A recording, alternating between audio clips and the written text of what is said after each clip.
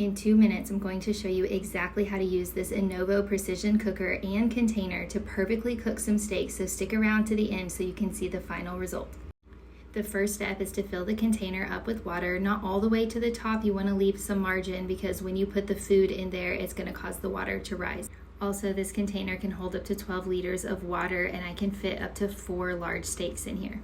The next thing is to clip all of the steaks to the wire rack at the top. This will hold them in place and keep them from floating above the water. The next thing you want to do is get eye level and make sure all of the meat is completely submerged under the water. It's really important to verify that. Next, you'll want to plug in the precision cooker to get it ready, and then take this silicone lid and put it on top, and it will prevent any evaporation.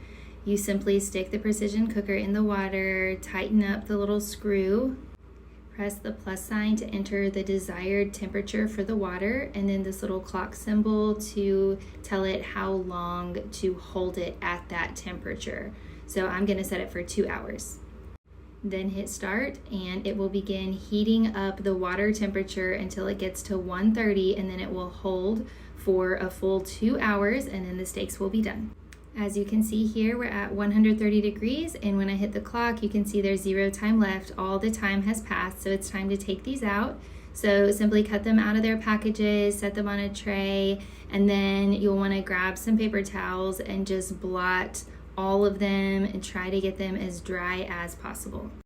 Next, put some olive oil on the steak, season with salt and pepper as well. Then sear 1 minute on each side, and they are ready to go. And voila, here's the final product. Perfectly seared on top and seasoned, and then still pink in the middle. These are so tender, so juicy, so flavorful, and just super easy to make using this sous vide technique. I highly recommend this Anova Precision Cooker and container.